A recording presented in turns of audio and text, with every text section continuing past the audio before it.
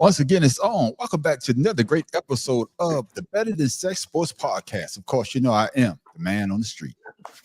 This is your boy, Pharaoh King. Tim Dog from Be More Careful. The mad professor in a boot. Shout out to Orlando. Real thing. And y'all know how we always start our podcast off. We always got to ask the brothers how their day went. So shout out, how was your day, my brother? Excuse me. Well, just did some weeding, you know. No pun intended. The coughing. Yeah, mostly tended to my trees, man, and just getting my yard right. Like I was telling Matt Professor, I'm trying to make my home a place where when y'all want to feel like y'all want to stop through and relax for a second, y'all could come through. So that's what I'm trying to build up down here. All right, I hear what you're saying. Tim Dog, how was your day, my brother? Man, normally on Wednesdays, I don't make any appointments because I know I have to get on early and cook dinner. But why did I have an appointment today and they was running over? That's why I wasn't on the pregame conversation. I just got on this motherfucker. Feel you. My day's been busy. My day's been busy, but I'm good. I'm here now. I got you. Matt Professor, what about you, my brother? Well, my day was okay. Went to rehab as I do on Wednesdays and was told that I'm almost done with it. And then I had an episode. So, you know, it's all good. It's all good. It's all What good. the hell? What about you, Pharaoh? You all right, though? Oh, yeah, I'm good. Well, fellas, I would say that my age and my body are starting to equalize. Boy, let me tell you. My knee today would look like a freaking grapefruit. And all I did was get on a stationary bike to try to burn some fat. Now I can't even walk up. I'm gonna need one of those little.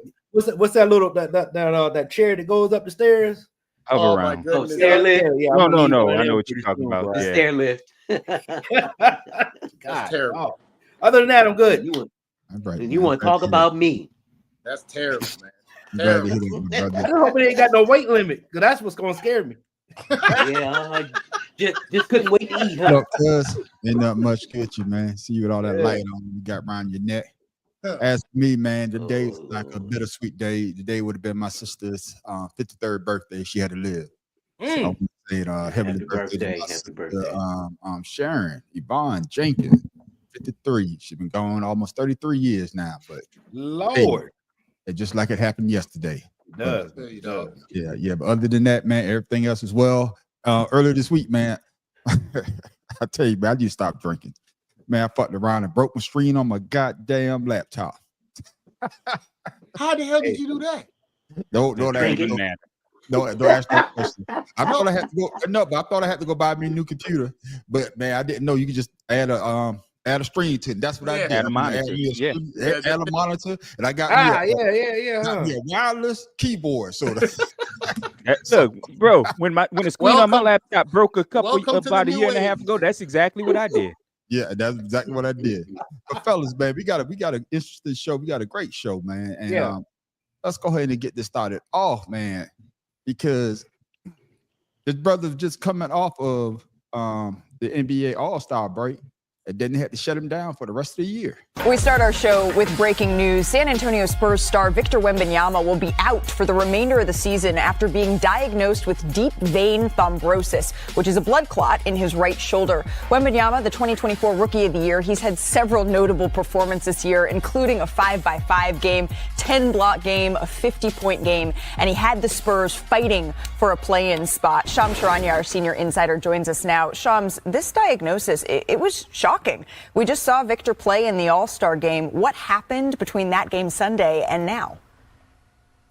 Malik, I'm told that Victor Wembanyama had started to feel symptomatic, and he went into the post-All-Star break Monday, Tuesday, taking time for himself, taking downtime, and hoped to feel better, but he did not. He was still feeling symptomatic from my understanding, and that's when the Spurs and when Wembanyama started to administer a battery of tests over the last 24 to 48 hours that found this blood clot in his right shoulder, and the sides are now going to huddle on treatment plans and options for a player who's just 21 years old and an ascending star.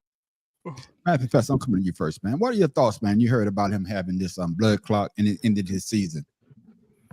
Well, the only thing I thought was, damn, youngster. What did you do? I mean, what happened to get a blood clot in your shoulder? Because that's one of those areas of the body where you don't normally see something like that. I mean, you used to seeing it in your legs, in your lungs, somewhere, but a clot inside of a joint is not an easy thing to deal with, from what I've been told. It like I said, it's damn, he go already. It's just it's not a good thing, man. It really isn't. Yeah. It's all right, Juan. Yeah, I'm Farrell, sorry. what you talk about when you heard about Wembanyama? His second year, because last year was rookie year, he won rookie of the year, and already starting out. Not a physical injury. Well, it's his physical injury, but one that you can see, but just when you can't see and dealing with a blood clot, I know that's something real serious there. Farrell, your thoughts? I immediately thought about Chris Bosh. Exactly. Yeah. Happened. I thought about Chris Bosh, but that was in his lungs, and that these are athletes, and you wondering how a blood clot's forming, with people that are actually having good cardio. Yeah. So if anything, I know a lot of we call it athletes have heart problems because of the whatever they're taking to try to keep themselves fit. Is probably what's causing it. And it being in the shoulder, that's what your aorta, whatever, goes to your left side. Your arterial vein.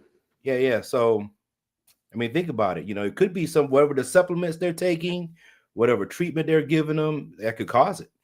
Yeah, that's true as well. What about you, Tim Dog? Your thoughts? We heard that Wembanyama is done for the season. Oh, I was like, man, that's unfortunate for the young man, but the good thing is they caught it early and the clot didn't transfer. Yeah, man, we not laughing at the rest of the body. What about goddamn Bruh. Boy, it already started, man. We trying to be No, but like I said, the best thing is they caught it early before it could travel. Yeah. And I mean, it would be devastating if he were in the game and it would travel to, the brain, stop and flow, wherever, causing a death or anything like that. So the good thing is, like I said, they caught it. He's going to be on blood thinners. That's one of the reasons why he can't play, because of the blood thinners, and his body's just going to have to, relax. Plus, his immune system is going to be compromised as well. Yeah, so this is something that's serious, but yet at the same time, something that can get taken care of. Yeah, and I'm glad that they caught it as well. And for you, Shata, I want to get your thoughts about that. And then, of course, Chris Bosh, after he did come back, he never was the same because he was on the blood thinners. He never was the same. I think his last couple of years they had to pay him, but he really didn't play. So Shata, they forced him to retire. Yeah, two-part question. Your thoughts about that, and then if he does come back, how effective you think he's really going to be? Because that's going to always be in the back of his mind. I mean, everybody has made excellent points. The thing is, I actually I looked it up early this weekend to find out how it would affect him playing. But the thing is, where it's located in his shoulder, once you start getting blood clots, the probability of you getting more is in the high 90s. So it just varies now. The thing about it being in his shoulder, he has to breathe, all that stuff. It could get to his heart so much faster. So I think that is a thing that's going to be always in the back of his mind, in lieu of the players, Len Bias back in the day, and all these cats that get on the court, and it's like something happens, freak thing happens, and they're done. And I just feel bad for the dude, because I really, really think he was going to be the next best big man out of San Antonio. I got you. Yeah, but he's still young. He can recover. So whereas Chris Bosh, it was later in his career. He was on the downside of his career. But if you look, he wasn't old though. from a medical No, standpoint, it wasn't. when you look at it from a medical standpoint, if he's getting this at 21, Yeah.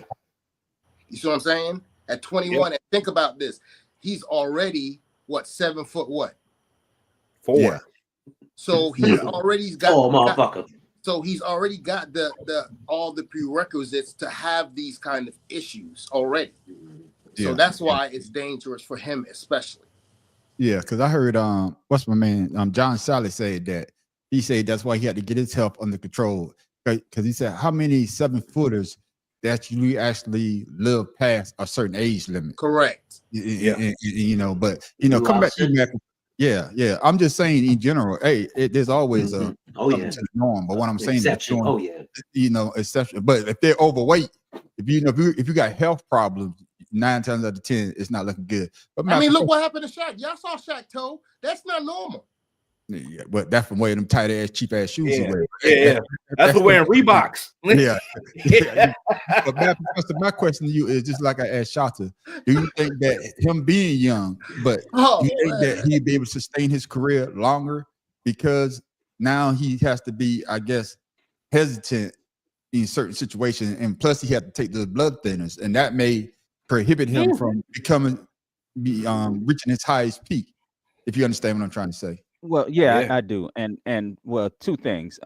One, if you had put Mad Professor right, I would let you bundle your home in auto. But since you did it wrong, no, you cannot. But 2, the treatment for blood clots now is different from what it was when Chris Bosh went down, and it was slightly different because a clot in your lung starts damaging all the tissue around it almost immediately upon getting it, which is why he was never the same. But in your shoulder, they can always remove the tendon that has the clot in it and take it from a superfluous part of your body and do a graft like they do for your heart when they do a bypass, basically. Now it's gonna hinder him. Don't get it twisted, because there may be an underlying issue that caused him to have blood clots, and that's part of the reason why they're doing a whole bunch of tests. But I think as far as damaging his career, like you said, he's 19, 20 years old.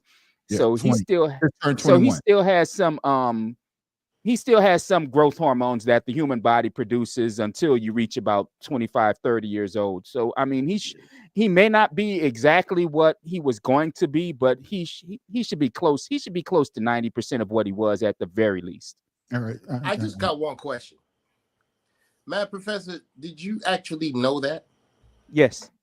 Lord of mercy. That's why they call you my professor. Because I was wondering if somebody understand all of them words they're saying about the shoulder and this and graph this. I don't know nothing about that. So,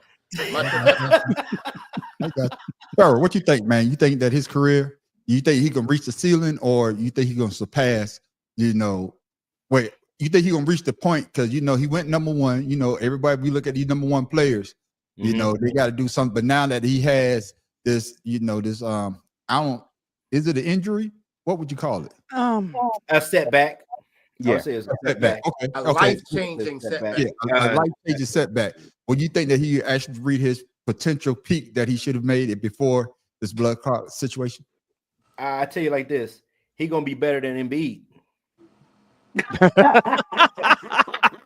No shot against 76ers. That's for damn I'm sure. Saying, that was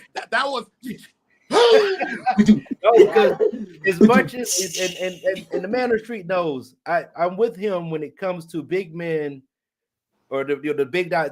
You can tell on TV this the biggest dude in the goddamn arena, and he's out shooting threes. But you hurt shooting threes. You're not hurt banging underneath the rim. So I would say that Wemby has a lot better chance of coming back and being successful than how Embiid has played. All right, then. What about you, Tim Dog? I think Wemby, like I said before, he's young, so he can recover from this. It may take a while. And like Mad Professor said, he may not be the person that he could have been, but he's still going to recover. He's still going to be a phenomenal basketball player. I mean, it's in the shoulder. I would say, if anything, it'd probably be range of motion, probably from, rotated cuff or something like that. But other than that, I mean, he's probably going to have to watch his diet and, and everything, but he's going to be fine. I got you. Yeah, man, what's his name to play for the Rockets? Akeem Olajuwon, he went through Ramadan and still dominated. So Yeah, but I think that's more Fasting mental. is different. No, Yeah, I I- understand it's yeah, fasting, yeah, but what I'm saying is, Yeah. what I'm saying is like he still had something that kept him from playing 100%, and he still was good. I got Because you. you're weak. You're gonna be weaker during that time. Yeah, you're right. You're right. Ramadan and surgery. No. I'm just talking about it's some type of situation that's going to cause you not to be 100%, and they still play through it. That's all I'm saying. I got you. And Shata, your thoughts? Nah, man.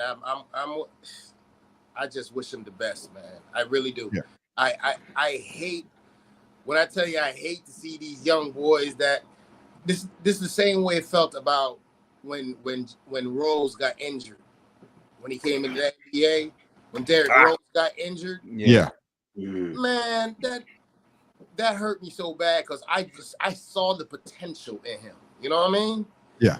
So I had a little feeling of that when he went down because you have to admit the dude is a freak of nature. I don't know. I don't know what they're doing with him down there, but yeah, I just feel I just hope and wish the best for him. Yeah, I got you. And like I said, I think he's going to recover. I think, like you said, with the modern medicine, the way that it is right now, Mad Professor, there's a lot of things that they could do. A lot of advances. I just want to correct you on one thing, Shata. It wasn't Len Bias. Len Bias died from a cocaine overdose. Yeah. I think you think about Hank Gaddis. You think about Hank Gaddis. Yeah. Hank Gaddis. The Merrimont when he died on the court. So I think I know what you're talking about. Yeah, I know, but the listeners might not know. We got young listeners, so we want to make sure that they know because Len Bias was I think number 2 going to Boston. Yeah, he would have been. Yeah. But he was the one that they said Jordan would have had trouble with. Yeah, that damn sure did. But I think Wimmy's going to recover. Matt Professor made a great point. Medicine, man, they work magic these days, and hopefully he don't lose that range of motion. Because he got one of those crazy looking shots, and he's not a big boy, so he can't be down there banging under the boards the way that some of those guys can.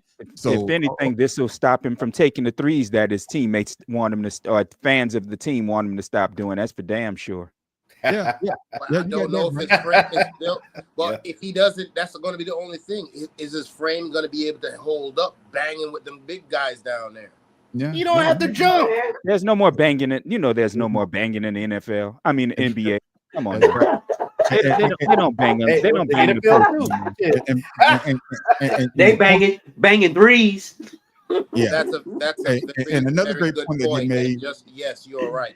Yeah, and another great point that they would make. He's supposed to be the face of the league, and that's why I asked y'all, fellas, in the thing: is the face of the league earned or is it given? Can I say one more thing? Yeah, I saw some guys on another network the other day talking about face of the league, and I was so annoyed just sitting around watching.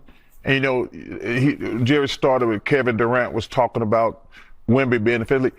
First of all, you don't give anybody the face of the league. Am I right, Shaq? Shaq took being face of the league. When Magic Johnson and Larry Bird came in, they're like, we're the new sheriffs in town. Shaq took it. Kobe took it. LeBron took it. Steph took it. But I get so annoyed when I hear these guys like, you don't give somebody something. That's one of the problems we got. These idiots won't play in the All-Star game. We've given them so much. They don't have no respect for the history. But you don't give anybody the face of the game. You take it. Yeah, you don't anoint them. It becomes. It's what the player. It's what the player's made of and what the player wants. And to counter what Chuck's saying, whoever they will be, they will try to put somebody as the face of the league. They do that, but Chuck makes a great point. You have to go take it. Yep. And while they're sitting saying him, John Moran is thinking something different.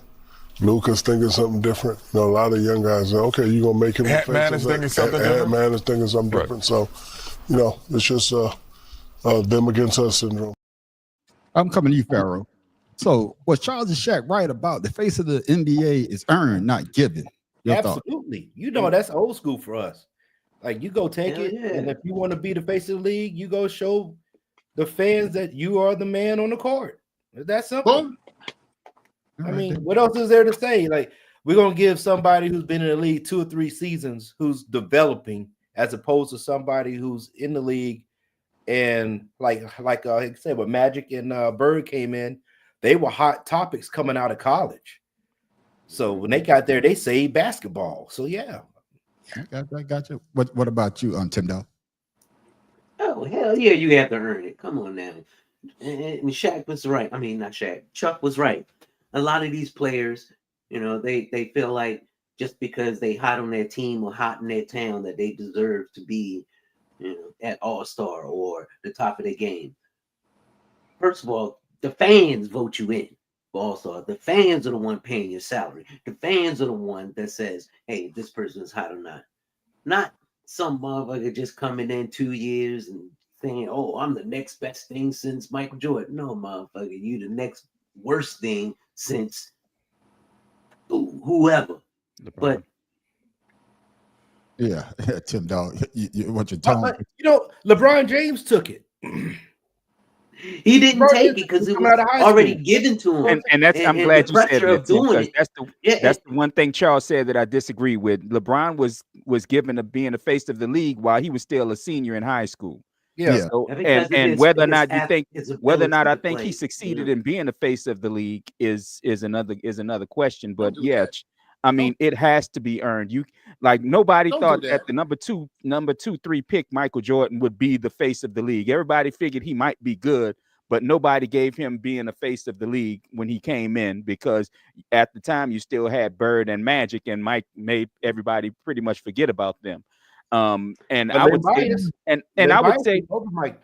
say honestly, Iverson became the face of the league because everybody wanted to play like AI when he was playing and when he was at his healthiest. So yeah, you gotta take being face of the league. If somebody's bequeathed something like that, honestly, I think most of their careers that they've been bequeathed. I think the guys that have been given face of the league always fail in doing it. What is that word again? I'm gonna come to you, Shata. I'm gonna disagree with you on the Mad Professor. Yeah, I believe LeBron was given, but he earned it though. He proved. No, that's what I'm saying. That's what I'm saying. Yeah. No, he was given the only one. Yeah, he was given it. But look at it like this. We had to clear that up a little bit. But look at it like this. It took him 10 years to earn it, because I mean, what earned his title? But after his first couple years, if you look at his numbers, they weren't great. They really were not. And I think that's because of. And I think I've said this before. He was feeling the pressure of being the face of the league, of being gifted the face of the league, rather than him coming in earning it. And that was stressful for him in his first 2 or 3 years. Oh, yeah. Okay. That'd be stressful for any young kid. Right. Is it given or it has to be earned? That's me, right? Let's say Shata, yeah. Yeah, it has to be earned.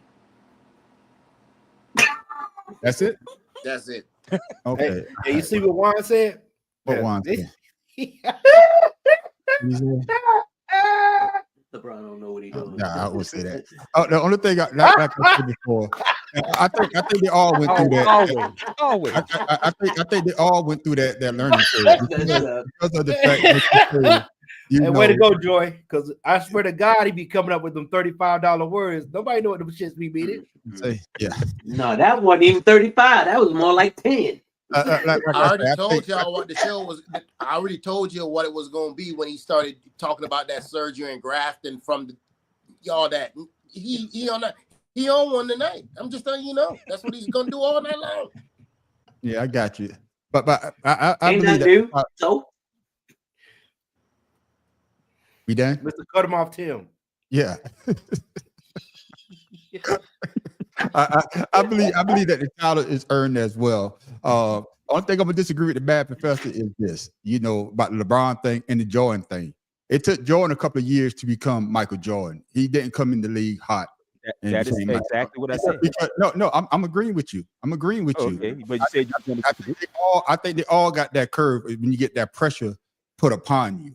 And I agree with you about LeBron. Yeah, he had that pressure, but I think he's one of the few that lived up to the hype. Over time. What was that dude's name that we done seen a lot of people that we see come in the league, and who was the guy they said, oh, that's the next baby Jordan. He played with the Harold Heat. Miner. Harold Miner. Remember? Oh yeah, that baby Jordan right there. But he didn't live up to the hype. He came in and went out just as fast. So I think you have to earn the title of being the face of the league. Don't get me wrong. Now we got a lot of kids in there right now. You know, with Ja Morant can't stay out of trouble. What's my man down there in Minnesota? They want to give it to him. Yeah, you see what I'm saying? But right now, it seems though that they acting still kind of childish, if I could say that. Or am I wrong, Mad Professor? No, absolutely. Because the fact that in fact, with Ant, the fact that he had to come out and say, "I'm the greatest since Michael Jordan," or I'm better than Michael Jordan, and then Ja Morant said, "I'll cook him." It's okay to have confidence. Don't get it twisted. And in a lot of instances, I don't mind athletes being confident. My issue is how you display that confidence. Don't have accomplished not a damn thing in your career and then say you could take one of the greats. You haven't done a damn thing in your whole career. I'm just saying. And I agree with you, because with them giving them shoe deals without showing what they could do, I believe that's what boosts their confidence for whatever they are. All right. You know, if they can thank Michael Jordan for getting a shoe deal. So can I say something? No. Well, we wanted you to say something on the last question, and you had nothing to say. Let's roll there. Come on. No, go ahead. What you got, Shada? What you got? No. I mean, I was thinking, when Michael Jordan and those guys played, they kind of had to deal with a lot of bodying. It's two different generations. Ja Morant would never be able to get away with those kind of things he's doing on the court, playing against Jordan's era people. It's not going to work. It's not going to work. That's why a lot of people think that Ja Morant is a bit too cocky and arrogant for what he hasn't. If you look at Ja Morant talk about his game, you thought this nigga has won titles every year since he's been in the league. He hasn't done anything, and like he hasn't. He's barely gotten his team past the second round of the playoffs. So I mean, like I said, confidence is fine, huh? What do you do in college? Honestly, I don't remember. I don't remember Morant very well in college. I mean, he was good. He was good, but he wasn't. Wichita, wasn't it? Wichita. He was good, but he wasn't what he is now. But the point of it is players like him want to be considered the face of the league. But as far as he goes, my dude, no matter what you accomplish from this point in your career, you will never be the face of the league because of your legal issues. I got you. And as far as Ant goes, like I said, Ant might become that. But the fact he always shitting on the old errors, on the past errors and everything, trying to compare himself to players in that era when he doesn't have the work ethic of that era. So again, it's somebody else who may never accomplish anything in his career except talking. All right, Tim Dog, you got something you want to say? Ditto. I agree with everyone. I mean, but there are some humble young cats today that are out there, you know, doing the right things. SGA over there in OKC. Yeah, I love watching him. Nice. Yeah, he's nice. And you know, and he's also Canadian. And over in Boston, you know, you got the J&J. Though people like them, you know, they don't ask for any accolades, and it comes along with the territory of being great. But when you have to be braggadocious about yourself and you know, create undue pressure for yourself by saying things like that, it just makes you look smaller. It's just people turn away from it. It's just this new generation, man. They're so entitled. They come out expecting to be like, okay, if somebody says this about me, okay, I'm supposed to be that. No, you got to go out there and put the work in to be the everybody cannot be on the same level. There's no separation. And they're all the NBA is throwing the money behind these young boys, and they're not mature enough to understand what life is about yet. I got you, Farrell. You said you had something to say? Huh? That's all you raised your hand there for a second. I was just saying the face of the leagues before all had good college careers coming into the NBA. You know, some type of finals appearance or Final Four appearance, you know, some of that nature. So when they got to the league, you know, they were as expected, or they knew what they was getting into. a lot of these players are one and done. You don't know what they can do because they've never played Joe. in any type of game. Yeah. I like what you say right there, Joe. That is true.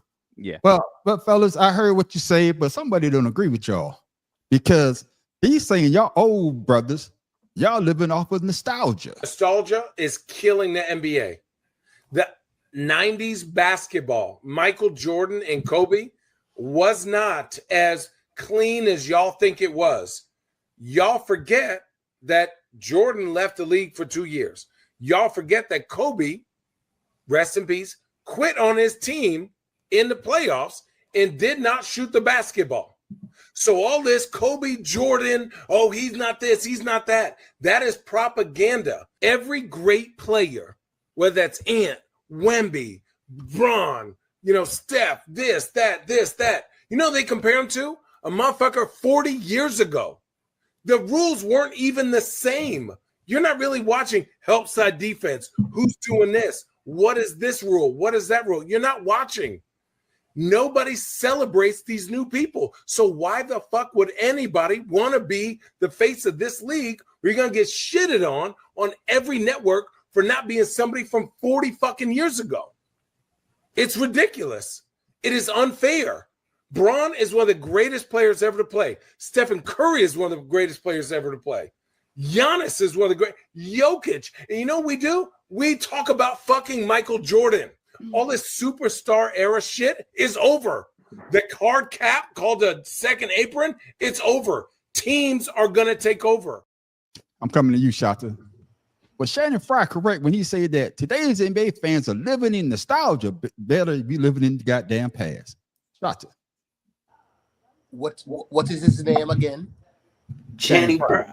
Yeah, Channing Frye. What is his name again? Hold on. I gotta look him up.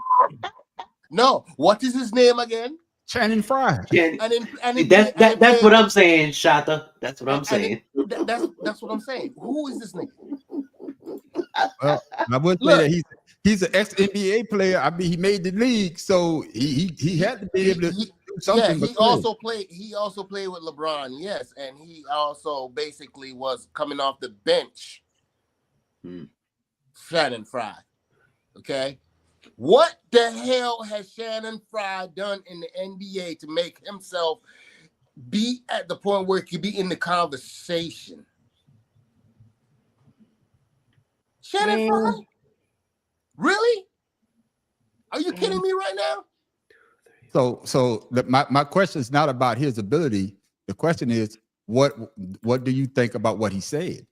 That's what I want to know. He's an idiot. It's not going to change. It's not going to change. It's called basketball lore. The fact of the matter is, you're not going to be able to take away the fact that this man back in the day, before us, won 10 straight NBA champions. We're just going to forget about that? Oh, let's just go ahead and just throw away Black history then, huh? This boy's an idiot, man. Come on. All right, come on, man. Go on to something else, bro. $10. Hey, sound like Channing Frye was drinking some haterade. I mean, come on now. You compare yourself to other players so that you can see where you stand, regardless of how you feel about the player or not. Channing Frye. And Channing Frye is like, he's just trying to make a name for himself to me, because didn't he get dropped from ESPN when they started firing people? All right. Yeah, I guess, Matt Professor, hopefully you get the question. You understand what Shannon Fry was trying to say. You don't have to agree, but do you understand what he's trying to say? I understand what he was trying to say, but he killed his own argument in his argument. Yes, he did. Yes, he did. He killed his own argument. I mean, he talked so much that he flipped it around and then came back to the side that we're all on. Exactly. We think 80s and 90s basketball was a bit better because of the way they played. Yes, there is no more help defense in this league anymore. That makes it all shit.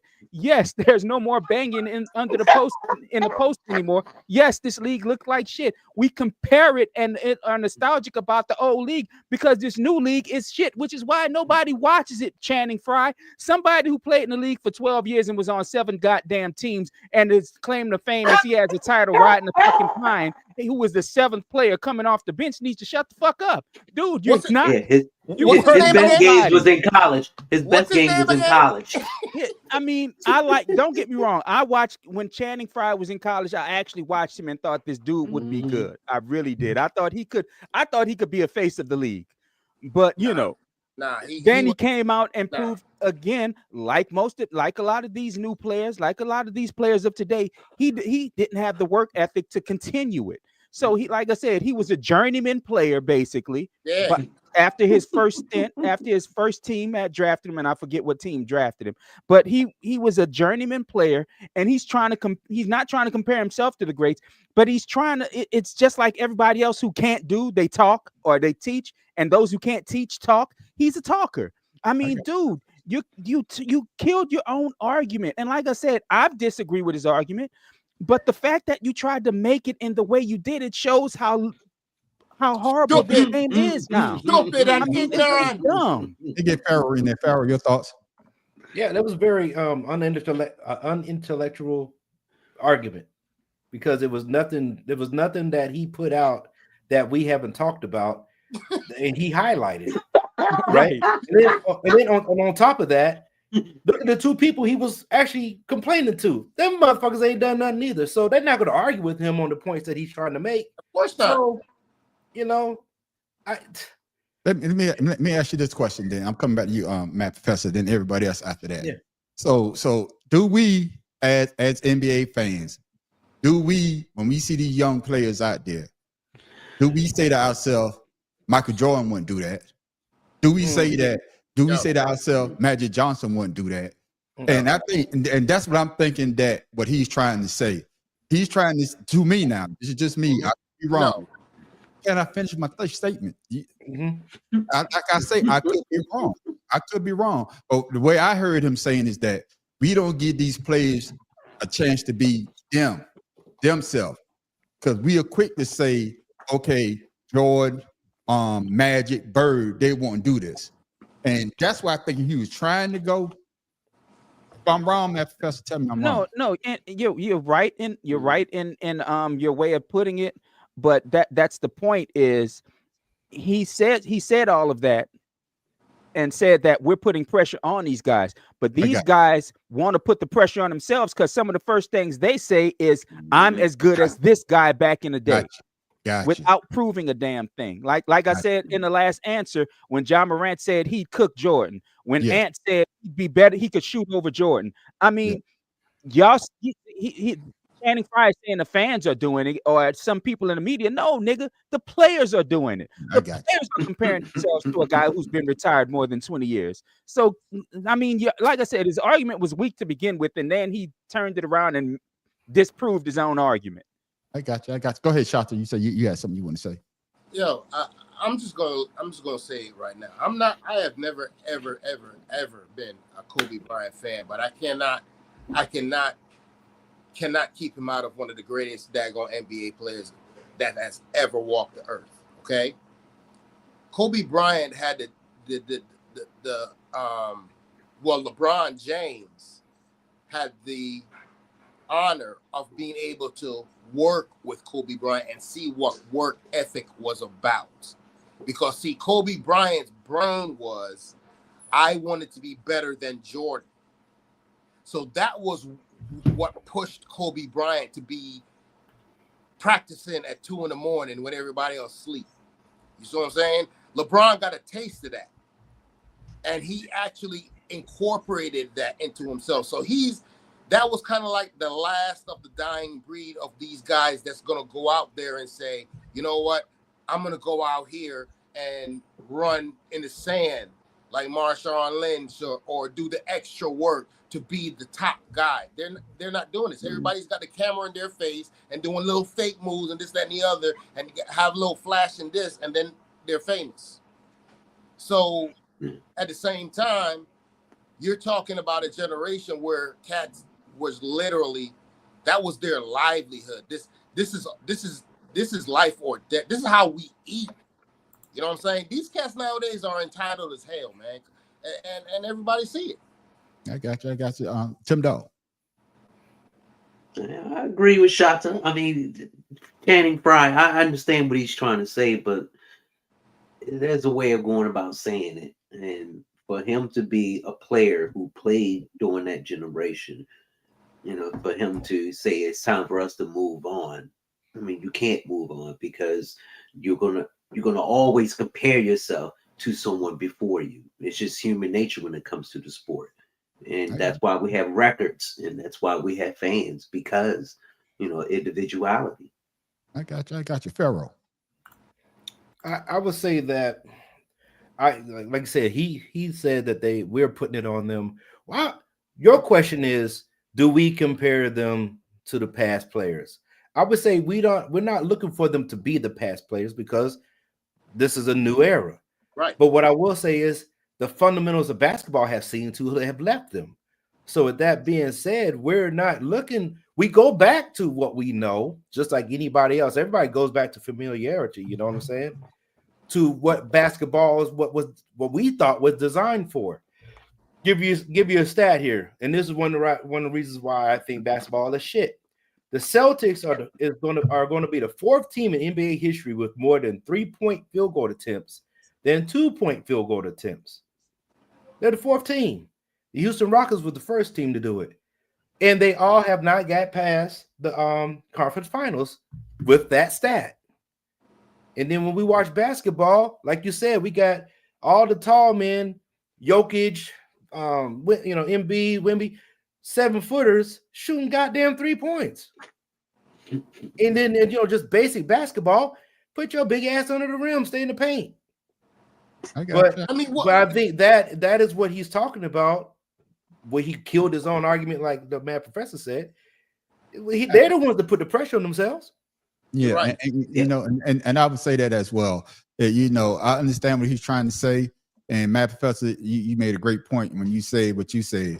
And then again, Shata, what you say just now, it made sense to me because of that. Back then, only thing you had was the shoe deal. If you was a star player, you had the commercials, but there was no social media. Everybody right now got their phone out, so everybody's a social media head right now. But right. the thing that I want the young players to know is that you do have to look back. If you want to emulate somebody, you want to emulate somebody like a Dr. J or Moses Malone or Michael Jordan, Kobe Bryant. You learn from their mistakes that they made, and hopefully that perpetuates you to be a better player. And then you get your own identity. The only person that out of everybody that they really followed that pattern, Matt Professor, glad you brought it up, was Allen Iverson. Allen Iverson was a trailblazer. Mm-hmm. I mean, there was nobody to handle the ball like him. There was nobody 6 foot going to the rim like him. So he basically created a path for all the younger guards to follow. Which is why he was you're absolutely right. On my all-time team. Yeah. Hey, you good when the league changed the rules for you. Yeah. What? Yeah. Come on, baby. I'm glad you brought that up because I'm gonna bring that up. I got something to bring up when we start talking about this other one. Go ahead. You about to say, Juan and mess with everybody today. God damn. Hey, I just want you to know when I was leaving the SPD today, he was like, podcast tonight, right? Yeah. You one of our favorites too, Juan. Yeah, I think we all agree that we grew up watching the NBA in the early 80s, 90s, Tim Dog, 60s, and 70s, but we know how basketball is supposed to look. And we look at basketball right now, it'd be like a 2-on-1 break, a 3-on-1 break, and everybody's pulling up by the 3-point line. And nobody trying to get down low. So the face of the league is going to be hard to do what they're doing. But that's just me. But I mean, not to take the shine off of basketball, what we're talking about. Mm-hmm. But you look at most professional sports today, there's not much difference in a lot of the sports that can make changes. You're not going to change horse racing. You're not going to change tennis. You're not going to change boxing. By the way, it's going to be a good boxing match this weekend. Oh no! I guess I'm going to be there for it. Like car racing has had F1 has had problems with stuff coming up to up to speed today. MotoGP, Well, I could tell you about that. There's a couple of sports that have the same issue that NBA is having. The NFL with the rule changes.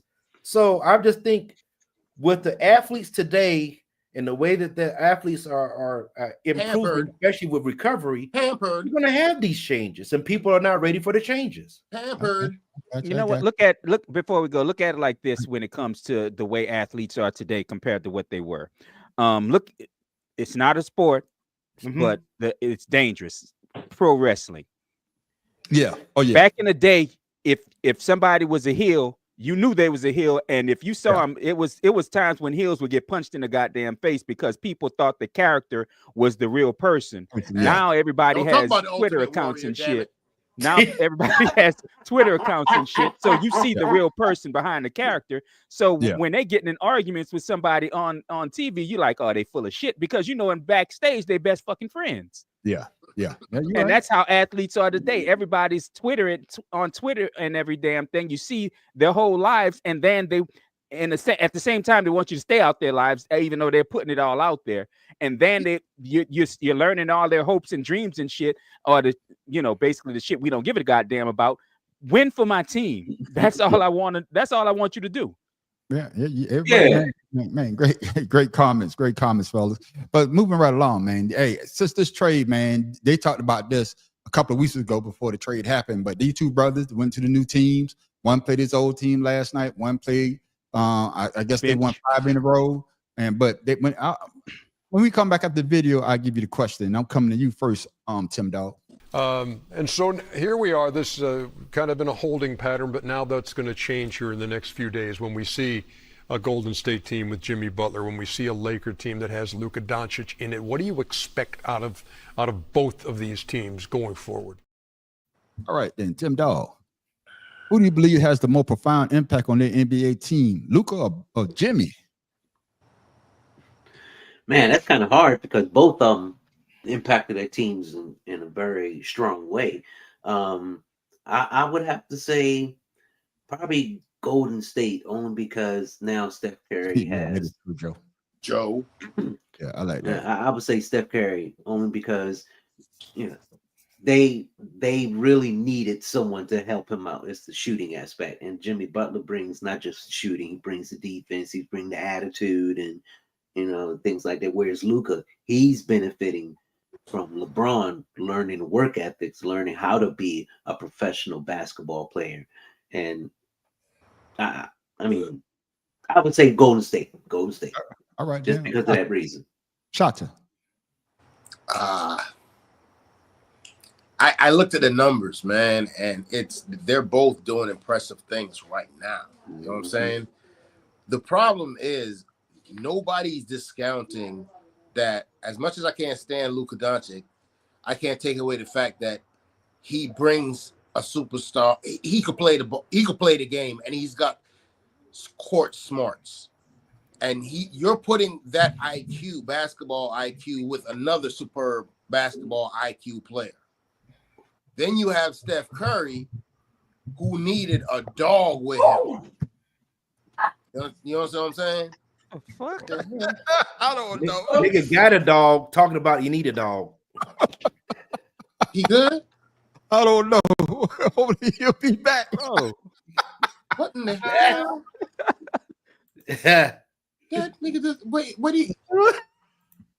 Somebody called 911. Yeah, hold up, need to call 911. What happened? Did I say something? Was it something I said? Oh no, man. Hopefully he'll be back so he know you're okay. No, yeah. I'm sorry. text man. us something. God damn. I hope it ain't something. Send him a text message, man. God damn it. Yo, I missed that. What happened? I don't know, but Shit, that us though.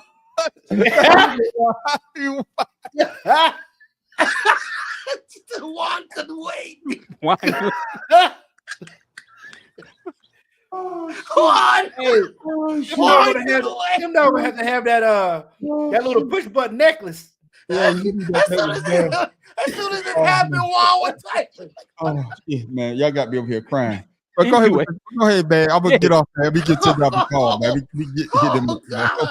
I just texted him. Let's see. But there you go. There you go. There you go. God damn. You all right? Man, my leg cramped up on me, boy. I was, ooh, motherfucker was hurting. Dang. Yo, I wish we had a replay. I missed that. You're gonna have to watch the replay. Pharaoh. Man. Look on this dude's face. I'm glad to hear you all right. Man, that shit ain't funny, man. No, it's funny because we know you good now. Yeah, we know you good, man. But goddamn. Oh, you saw what damn. Juan put up. You saw what Juan say about you, innit? He Oh wasn't man, you strong. know what, Juan? I didn't fall. I just couldn't walk, man. Oh shit! But nigga, you sitting there, you walking. Oh goodness. Okay, Shata. Back to you, Shata, man. Get back on track. Shata. Okay, you finish your statement you were saying, my brother. I was smoking. I can't remember. All right, then. Okay, then. Bad professor. What do you think the impact? I'm gonna Who say had the right most now, time? the Okay. more immediate impact is Jimmy Butler with Golden State because he did bring in what they need. Long term, because Luka's gonna be the leader of that team in a couple years. Luka is the more long term impact. Like I said, Jimmy right now is exactly what Golden State needed because they was in a cellar before the trade, and now They don't want now- 5 straight. I mean, exactly. 5-1. They're 5-1. Now nobody can just focus on Steph. Now you have Jimmy and Steph, which is, I mean, it showed what happened with Golden State when Klay started falling off. They became predictable, and now once again, offensively they're unpredictable.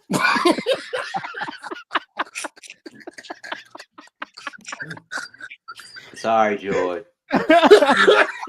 That's okay. Kick a brother when he's down, right? Oh man. Why? When else you supposed to kick him? Shit. Right. Oh my god. Shit. I ain't gonna kick a nigga when he's standing up. Don't talk about falling off, bro. I tell you, Don't do that. oh man, y'all stupid, man. But Pharaoh King, man. Who do you believe have the more profound impact on the NBA, their new NBA team, Luka or Jimmy? I want to first of all, I want to apologize to the Lakers because we said that Anthony Davis was the better trade when he went to the Mavericks. So we're gonna Well, if he didn't get hurt, he would have been. Yeah. But like I said, he's a glass joke. You know what I mean? With that being said, I would say that Luka coming over to the Lakers and doing what he's doing proved me wrong. But Butler requesting a trade from Miami and landing with Golden State has rejuvenated the man. You know, because now I think he's what was old boy the old boy that used to play with when they won the championship with Golden State. Durant. Clay? No, he the defensive dude. Iguodala? Yeah, Iguodala. He's like the new Iguodala for the team. If you look at it, because he played defense, I can see that. Yeah, I can see so it took a lot of pressure off of the other two shooters because you had that guy running around basically being, just messing with people. But how long is he going to be upright? He wants a championship, so I think, like I said, he's on a team that can get there. Unfortunately, the Oklahoma City Thunder might ruin those chances. Yeah. But I would say that at least they have an opportunity now because Miami, he was not going anywhere with them. I don't think for me it's going to be. I'm gonna go with Golden State. For me, Luka. When I watch Luka and LeBron play, they play the same position to me, and that's what throws me off. It's like, and Luka game is so slow to me. I hate watching him play, man. He will lull you to sleep. That shit ugly. But with Jimmy Butler, the only kickback with Jimmy Butler is how long before he gets upset. He did the same thing in Minnesota. He's taking time bomb. When he went down, when he came to the Sixers. Yeah, definitely him. No, I understand because we gave our boy that damn money. We should have gave it to Jimmy. Okay, but he got out of there. When he was in Chicago, he got out of there. And then when he went there, Tobias. And then he went down to Miami. He was happy for a few years, but all of a sudden, it became volatile. But I think, I think Steve Kerr is a good enough coach And not saying that dude out in Miami is not a good coach, but I think he's a good enough coach, and he has that winning pedigree. They had the same thing in Miami too. So shit. I'm about to say winning titles covers up a lot of winning titles covers up a lot of faults in the players. Right. So Jimmy wasn't winning in Miami. They played for one title. Well, they played for a bubble ring, lost, and they've never been back to the finals again. So I mean. And let's see if Golden State don't make it to the finals in a couple years. Let's see what happens before his contract is up or extended. Yeah. Let's see what happens then. Right. I don't know, man. Jimmy Butler for me, he's giving me Antonio Brown vibes, and I don't like that. Yeah. I don't like that. Well, only thing I can say is that he has an attitude, but he plays hard. Yeah, but Antonio Brown was a killer in Pittsburgh. Yeah, and then he got crazy. So he got crazy after that hit. Antonio Brown got crazy after a hit. Yeah, that concussion. His ass got concussed. But for right now, I'm gonna give it to the Warriors. But hey, my next question, I haven't had on the screen. I'm coming to you first, Math Professor. Is this: who is out of the West? Do you see the Lakers or the Golden State making that championship run with the roster that they have right now? Barring injuries, do you think either one of those teams can make it to the final two? Golden State, because they were closer. To be perfectly honest with you, they played for a title since the Lakers have. They played for one or two since the Lakers won their one. I think it's just one, but they're still were closer to being a title winning team or a title contending team than the Lakers were coming into this year. I mean, they had a spate of injuries that kind of started taking them down, and they didn't know how to play without a secondary scorer. They didn't know how to play. But like I said, since they have that now, I'm going to put them in the driver's seat more than the Lakers, even though they're in the 13th seed right now. I got you, Lou. I see Lou say the Lakers. What about you, Pharaoh? I'm looking at you. Hope y'all got my red shirt on. Fucking with me. Hey, but he look like he sells insurance. Like a good neighbor. Yeah. Matt Professor is there. Golden State is number 8 right now, and I'm still going with the Thunder. I don't think they're gonna make it past two teams, Pharaoh. Bro, I know of the two teams. You said the run. I would say they could probably get there. I would go with the Lakers over Golden State over the Lakers. All right, then. What about you, Tim Dolph? Lakers, Golden State. Even though they got Jimmy Butler, they're doing well. They still don't have a good bench. And we all know when it comes to the playoffs, the bench gets smaller.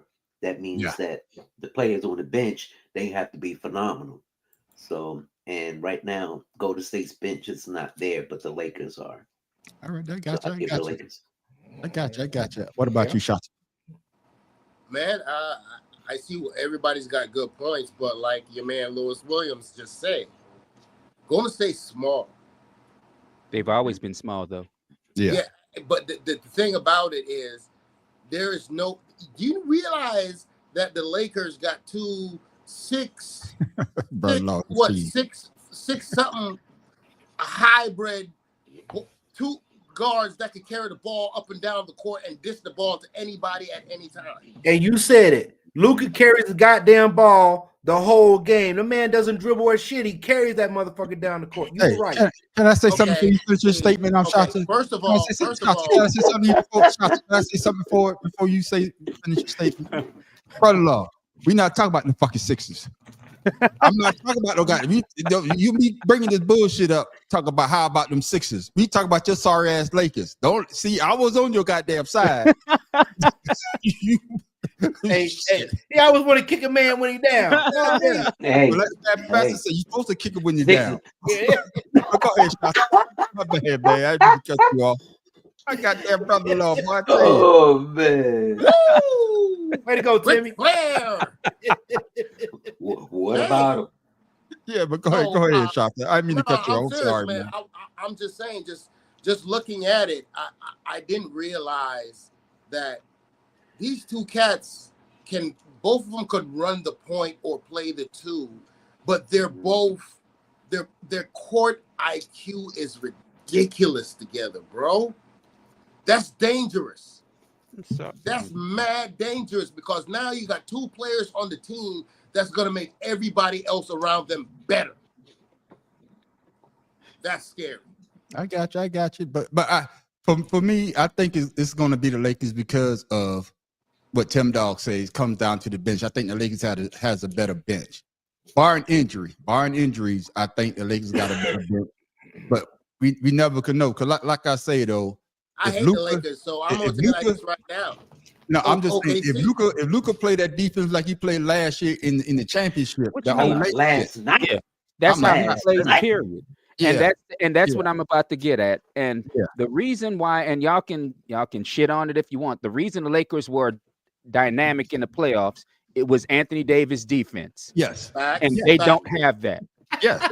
Golden State still plays some defense, but the Lakers they lost their whole defense right there.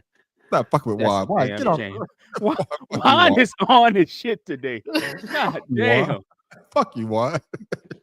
Hey, Juan. He He works in applications. the building where he makes his own teeth. Hey, man, fuck y'all, man. I'm not fucking with y'all, man. But all that about shit, man. I don't have a video, but Tim Dog want us to talk about this, man. I don't have a video, but I'm coming to you, Tim Dog. March Madness is around the corner. So do you see? I've got fucked up the damn question. Do you see the top teams making once the brackets come out? Do you see them making the Final Four, or it's going to be an upset like it's always going to be? Tim Dog. No, it's always going to be an upset. Always going to be an upset, but it's going to be interesting when you got teams in it like Texas who, going to the SEC, and now they looking like they're doing good in basketball as well. And we all know it's anybody's given day when it comes to March Madness. You said Texas? Mm-hmm. Texas not even in the top 25, man. This is getting good. I guess A&M. I'm sorry, A&M. My apologies. Okay, just checking. I'm sorry. Thanks for clarifying that for me. All right. He talking about his Clemson Tigers, number 13, and South Carolina. That don't mean nothing. Yeah. I'm talking about brother-in-law. What about you, Farrell? You think there's gonna be some upsets? We all know there's gonna be some upsets. Oh yeah. We just want some good basketball. I just need to know who's going to be the top team. Do they split the top four? Did they put the top four in? If they win their conferences, yes. Because I don't even know how they work. Yeah. No, they haven't done it yet. Yeah. I don't know. Conference championships haven't happened. Yeah, it's just a preview right now. We just doing a preview. Yeah. Just a preview. Hey, I'm just glad to see. I'm kind of glad to see Duke back up there because they've been falling off for a couple years now. Oh, Duke could go to hell. Duke, North Carolina fell off for a minute too. What about you, Matt Professor? Your thoughts? That's right, haters, boy. God damn. Are you ready for it? I'll be perfectly honest with you. I haven't watched a whole lot of college outside of the SEC, to be perfectly honest with you. And SEC has what, four teams in the top 10 right now? I believe so. So I mean, one of them won't be a number one seed, but like I said, I think this year the top seeds are stronger than normal. I thought about St. John's. St. John's is always a good team. They can't surprise nobody anymore. Yeah, but I think the top team, Queens, we come in Jesus. The top teams are better than they have been lately because it's even the top teams. With the top teams, they're beating each other. You're not seeing somebody come in and be the top team nowadays. So, I mean, if there's a Cinderella out there that nobody knows about, it's gonna be shocking, honestly. But I think this year will be one of the first years all the number one seeds make it past the round of 8. Okay, all right then. Man, and like I said, right around the corner. Basketball has been more interesting than the men. Right. Oh, yeah. And that's what I've been looking at, women's more than men's. Yeah, especially South Carolina. Or what you that's the reason I'm watching. No, UConn snapped their home winning streak. UConn beat them. UConn beat them. Then UConn lost to USC, who then lost to South Carolina. It's all. You see how we the know women's more game about is women's amazing. basketball than the men. First of all, that doesn't go for everybody. Don't do that. Tim Dog, everybody stand up. It's a damn shame.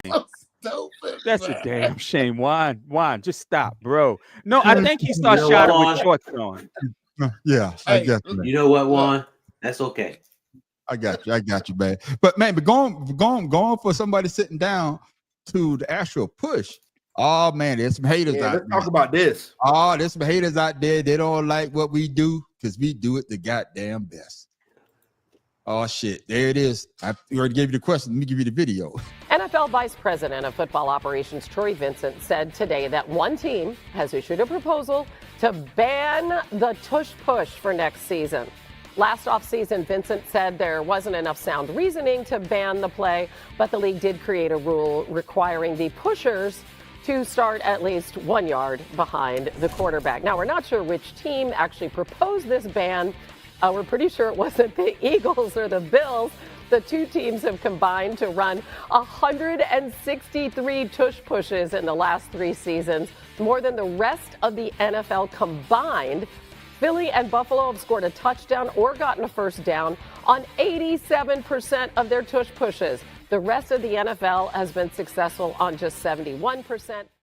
I'm coming to you, Pharaoh. And the team that filed the complaint is Green Bay. It came out in Green Bay and a lot of other teams as well, but Green Bay was the one that with the petition. So Pharaoh King, should the tush push be banned? First of all, there's 30 other teams that need to get better at the goddamn tush push. Get that straight. Secondly, there's no rule that you can't push a ball carrier. So until they change that rule, no, I don't see why they should ban it. They allow you to push the quarterback, right? To push any ball carrier, even when you're doing the little run plays, you'll see the offensive lineman come up and shove them in the back. So no, I don't think it should be banned. I just think, just like Cam Newton said, if you don't want this shit to work, stop me. Stop me at 3rd and 5. Stop me, at 4th and 6 or something. Don't let me get it 4th and 1 or 4th and 2 or 3rd and 1 and then expect me not to do a play that's going to get me a first down. You should have stopped me 3 yards shorter. Then you putting the ball. So that's just how I look at it. All right, damn. Pharaoh, man, let me see if my bomb working. Goddamn. I'm telling you. I'm just saying, you got 2 teams that are effective. 30 other teams need to get more effective. That's right. All right. Tim, my bomb worked that just now. I guess it worked.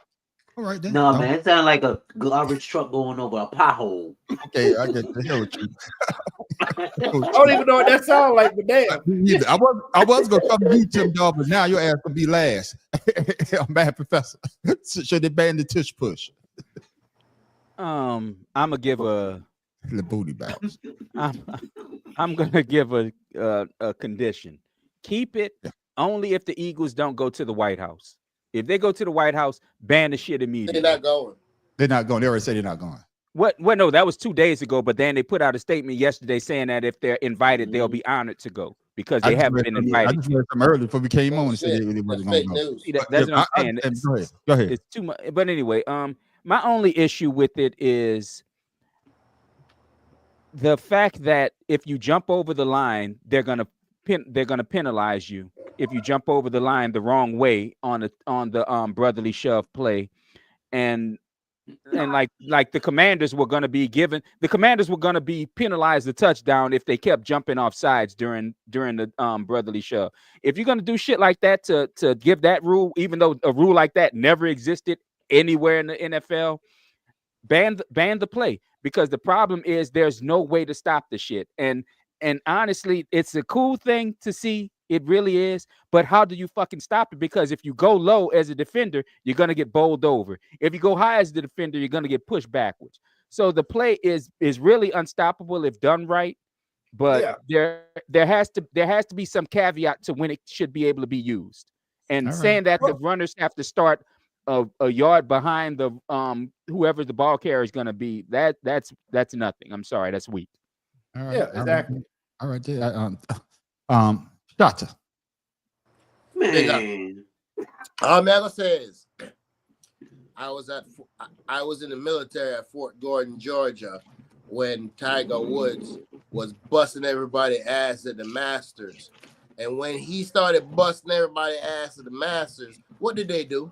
They lengthened the course. Mm-hmm. And he still was whacking them up. Wow.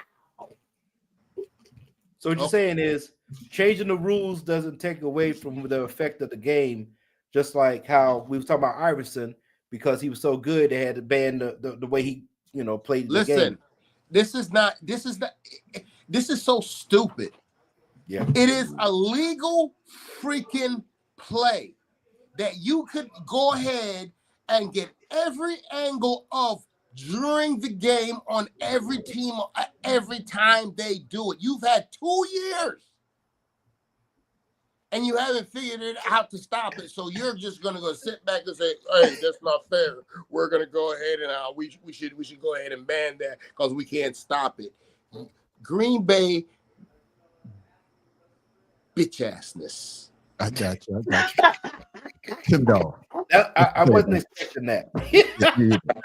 Tim Dog. Hey, my thing is, do what the Commanders did. They stopped them 3 out of 4 times at the goal. So stop your bitching.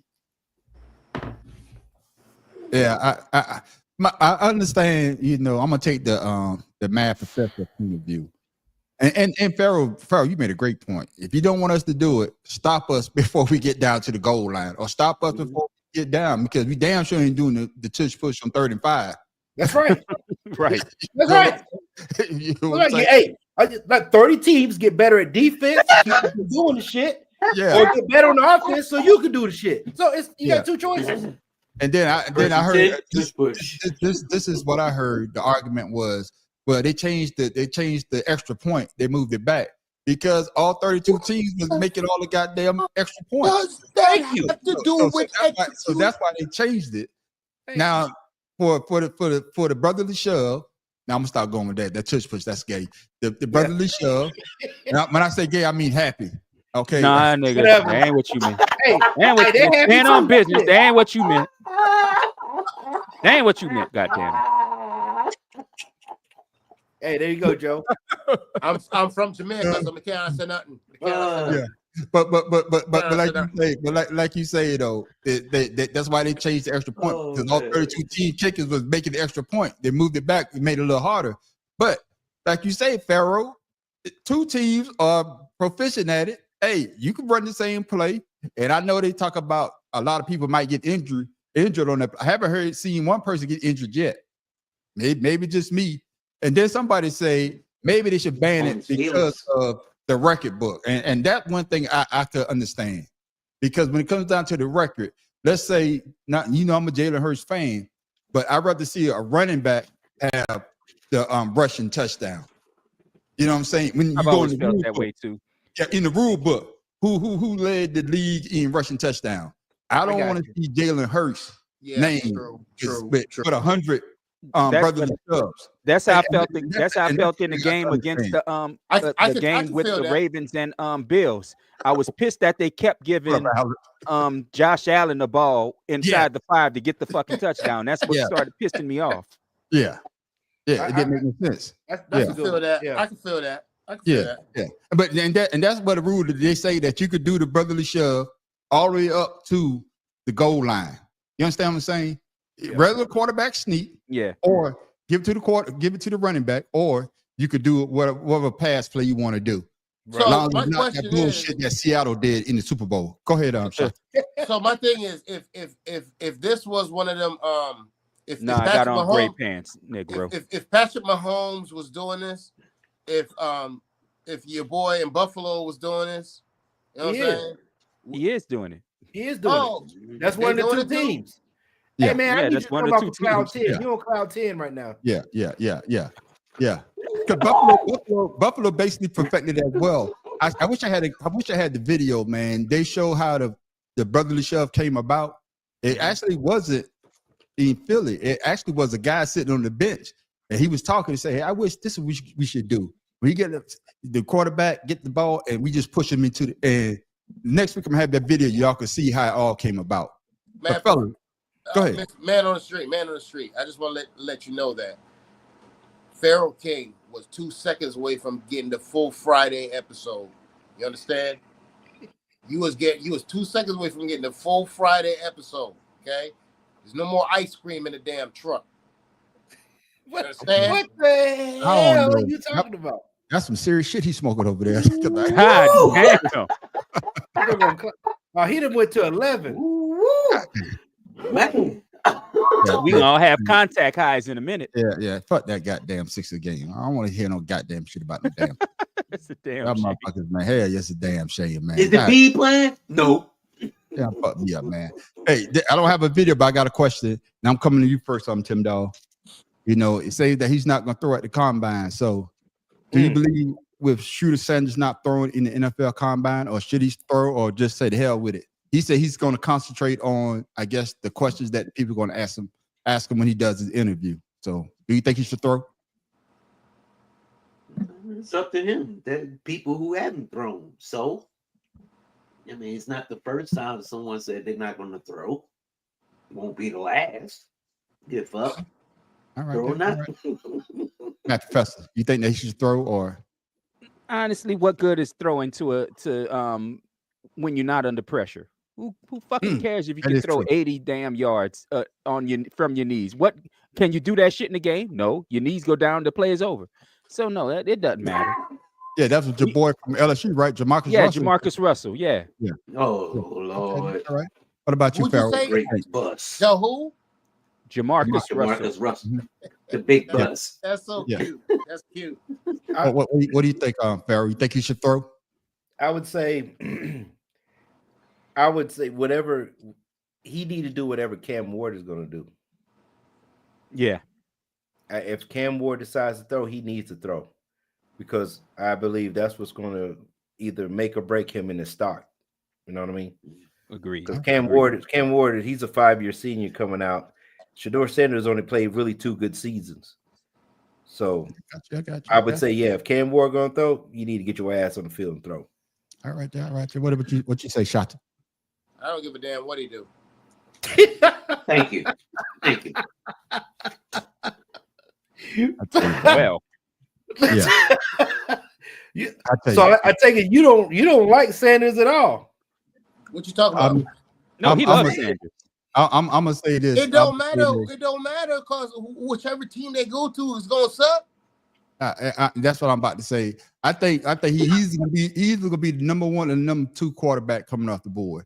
The only thing that I think they probably could get is, can he throw the ball accurate? And like you say, Matt Professor, there's no pressure, so you should be at least decent, Right. accurate at throwing the ball to an open wide receiver.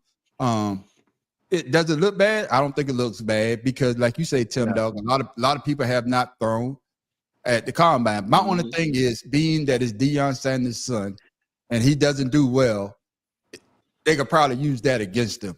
Oh, see, if he had to throw at the combine, the team would have known what they was getting. I think that's the only thing, because of being Deion Sanders. If it was anybody else, I don't think nobody would even be thinking of saying anything about it. But it's Deion Sanders, and it's Shedeur, and he's very braggadocious. I don't know if y'all saw that thing between him and Cam Ward, the back and forth they kept going. You know what I'm saying? So Yeah. I think that's the only thing in my mind, Matt Professor. Yeah, and like I said, that's kind of my issue. Is I don't like the fact that they make them throw when there's no pressure at all. When you have a receiver running a 15-yard outs, they're not really throwing deep balls. They're not throwing balls into traffic. I honestly, watching the quarterbacks in the combine is one of the most boring goddamn things you can actually watch when it comes to sports. I mean, it really is. It's up there with watching Luka bring the ball up the court. It is just dreadful. Yeah. Right. God damn. All right, fellas, man, we don't have no more. Let's pick them. Thank you for that. But the topic of conversation today is this, man, and I want to know. Make sure I get the right question. Put it up first, so you get your thoughts together. Out of these 3, once I show the video, who would have been the most dangerous duo if they had played their whole career together in the NBA? I already know the answer to this. All right, Yeah, I you do go ahead too. and show the video. What duo is more dangerous if they played together their entire careers? Shaq and Kobe, KD and Steph, or LeBron and D-Wade? Shots, I'm gonna let you have it at the go at first. Who do you think would have been the most dangerous duo if they had played the whole career together? Shaq and daggone Kobe. That's the no-brainer. Come on, man. It's not even close. It's not even close. Number one, if you put Kobe up there and you put Shaq, okay, who's gonna stop Shaq? And who's gonna stop Kobe from getting to where he want to shoot? Okay, then. All right, then. Matt Professor. Agreed. I mean, what Shaq would control inside the paint. Everything inside the paint has got to go through Shaq. Everything outside the paint is going through Kobe. And when Kobe wants to, Kobe can slash to the basket. So I mean, with Dwayne Wade and LeBron, no, they're not big enough. No. What was the other duo? Oh, KD and Steph. Again, two outside shooters. They need to eat. No, because as good as what's funny is the before KD got to Golden State was really known as the defensive team. They won championships on defense. So who plays defense with those other two duos outside of Shaq and Kobe? Who plays defense? Now Kobe wasn't great on defense. He wasn't, but he played defense. He played man-on-man defense well enough. And who gonna take on Shaq? I got you. Pharaoh King. Well, my duo is not even one of the three. Shaq and Penny Hardaway. Nigga, that wasn't a choice. I know. I understand that. But Shaq left to go to Lakers because of whatever happened. And I just believe if Shaq that was a and choice, Penny yes, would have had a better run than if he would have stayed with the Lakers. So that's when he got big. He got out of shape, all that other stuff. So I agree with that take. But with the question you ask, I'm gonna say Kobe and Shaq. But I believe Kobe and Anthony Hardaway would have had a better career. I agree. Kobe, you mean Anthony Hardaway and Shaq? I said Anthony Hardaway. You said Anthony Hardaway and Kobe. The Memphis Tigers. Oh, my bad, Shaq. Yeah, that's what I'm saying. Top 25. My bad. Hey, man. All these names are starting to get together. I got you. Yeah. Tip Dog. Who you got? Definitely Shaq and Kobe. I mean, three-peat. There hasn't been a duo do it since. That's all I got to say. Yeah, I guess we all in agreement with that. I think Shaq and Kobe as well, especially Shaq. Shaq was the most dominant person. You couldn't hold him. Period. You couldn't stop him. You couldn't block him. I mean, especially you get down on that box. I mean, only thing Shaq Achilles heel was like at that free throw line.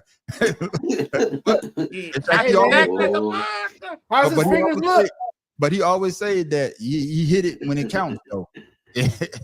but like you say, he went to the commissioner, and he said the next time somebody hack a Shaq him, he's gonna punch him in the mouth or something like that. And the commissioner told him, "Say Shaq, if we call every foul on you, the game would be 5 hours long." Yeah. That's just how dominant Shaq was, man. And I know we don't put Shaq up there where we talk about the greatest players of all time. Oh man, he gotta be. What are you talking about? Shoot. When people talk about the greatest player of all time, they go Kobe, Jordan, LeBron. That's what I'm saying. They never put Shaq as the greatest. They always say Shaq is the greatest big man. Yeah, or the most dominant man, dominant player they ever seen. But they never put it because the stereotype of big men is that what they're clumsy. But Shaq had good footwork. Yeah. And when he's in shape, he was fast. He's fast as hell. Can't be that was only for like 3-4 years though. Yeah. But so you made my point there. If he stayed with Orlando, I believe we would have got that type of player a little longer than what happened in LA. He got that money, he got big. Yeah, well, he went out, but all he had to do was go on the paint and call for the ball. They did went to the championship in Orlando, got swept by Houston, but Shaq even say that, he didn't play the way he's supposed to play. Elijah Wan showed him up, and after that, he knew what he needed to do. Right. Fellas, man, good conversation. Matt Professor, next week is your week for the discussion. So find something for us to talk about because we ain't got no more Let's Pick 'em. So now we got to find shit to talk about. All right, well, shit. But now, ladies and gentlemen, it's that time, fellas. sports is kind of boring now. Now I got to find shit. Y'all just No, don't I mean, know. you got MotoGP and World Superbike coming up. Okay, then Pharaoh, you can get us on that one. Hey, man, you got that coming up. Yep. Yeah, Tim Duncan do have better numbers though. Yeah. I'm still going with Shaq. Yeah. Mr. Yeah. Fundamental, huh? Yeah, Mr. Fundamental. But fellas, here we go. Did you see that, man? This is kind of funny. I should show this shit on Fridays. On what? On the after show.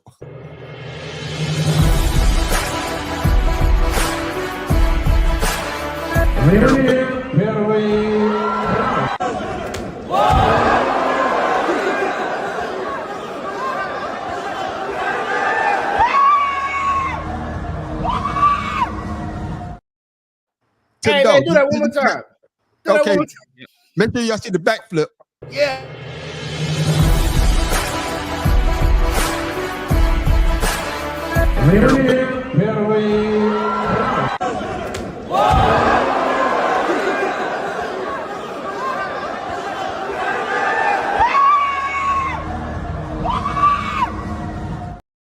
Tim Dog. You see that shock on his face? That motherfucker did that flip, came up to him like, oh shit. Ain't nobody ever backflip into an ass whipping. God damn. Did a backflip into a smack flip. Yo, that's crazy, son. Yo, But the yell was diabolical. No man's supposed to sound like that after you get a win. but still, dog, he came in there like he was gonna go and wreck shop. And his first move, Yeah. he got straight Baki Hanmad. Yeah, I It got was that street fighting game where the Brazilian dude used to do the flipping shit. I know you're talking about. Oh, Street Fighter. You talking about Street Eddie Fighter? Gordo. Yeah, You yeah, I talk know about you're talking about. Capoeira. Yeah, I know you're talking about though. Bad Professor, you didn't say Oh, that. man. Hey, he did a backflip. That's the best thing of his whole fight with the backflip. Apparently, everybody didn't get their WWE script because that's where this motherfucker thought he was. He went to sleep. Flipping across the goddamn octagon. He thought he was gonna land on dude. Dude was just gonna fucking stand there and get landed on like they do in wrestling. Hey, tell you, if you ever want to see a shock, go back to that clip of when daggone Javante Davis knocked Ryan Garcia out with that body shot. That's what that felt like right there. Yeah. When I saw that, man, I was like, when you do shit like that, you're supposed to win. Yeah. When you do shit like that, you're supposed to win. You're not supposed to lose. Because Yeah. when you lose, this is what you get. You get shit like this. You get people like us. Forever immortalized. That's right. You get people like us that say the backflip was better than the damn fight. Right. Just stupid. What you say? You brought it back to a good fight. Oh, man. Wow. Yeah. Ladies and Hey, gentlemen. man, that's why And you there's a landed like you backstory. was about to There's beat actually me. a backstory to that scene in Indiana Jones. Yeah. Only reason he did that, he shot the guy, was they were supposed to actually fist fight, but he had the flu the day they were shooting that shit and couldn't do anything. So he just pulled out the gun to shoot the dude. Yeah, he said the dude trained and did all that shit for nothing. Yeah. Just get pow. But ladies and Best gentlemen, it's that time. improvised scene ever.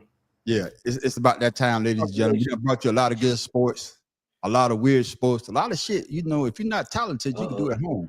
We done brought you the beer mouth. We brought you extreme ironing. We brought you toe wrestling. We brought you face Netball. wrestling, netball. Oh, Monkey that's bar shit. fighting, Mon- whatever the monkey hell. bar that fight, shit yeah. And was. our The favorite, best one to Soccer me, Horse. the psycho soccer, but the best one to me was last week's Lord. the phone booth fighting. That was my shit right there. Hell yeah. Well, ladies and That was my gentlemen, shit. Workplace violence. yes, yeah. Well, we back. We back to stupidity this week. Oh, So, shit.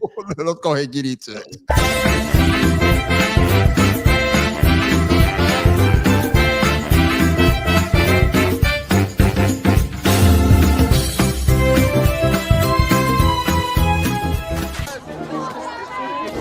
This is Britain's answer to Roman wrestling, and it involves kicking the shin out of your opponent. This is the National Shin Kicking Championships. But according to Judge James Wiseman, there's more to it than, well, putting the boot in. I kind of get quite annoyed when people think that shin kicking is literally two guys just facing each other and kicking each other as hard as possible in the shins.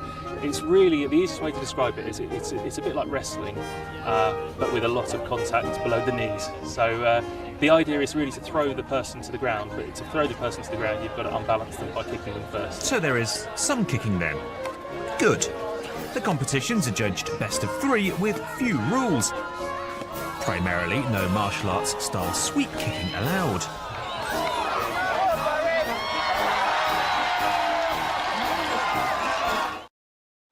Bad Professor. What is stupid? I tell you, Bad Professor, Bad Professor, we back to the stupidity again. I gave you something good last week, now we back.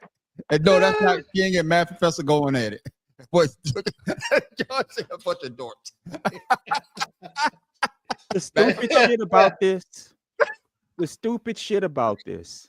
What is it? Other than just being plain stupid.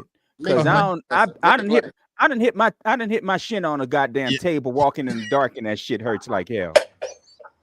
I'd rather stub my goddamn toe than hit my shin on a goddamn table. Because then you look down, you look down, and there's a chunk of your damn shin meat missing. Yeah. That shit hurt.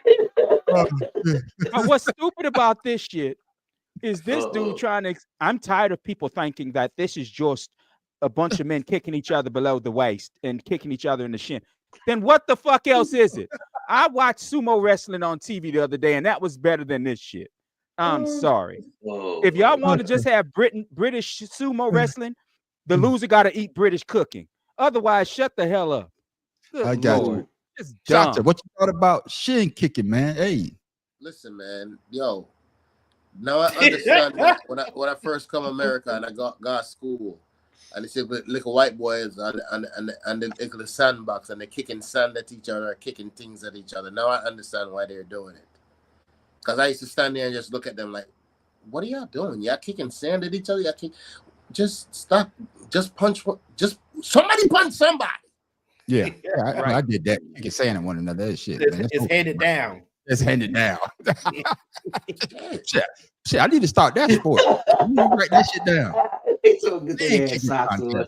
Birth control. Good dog. Good thoughts, Why man. they always got to do dirty stuff? Why can't do nothing clean? Hey, it would be a boring show.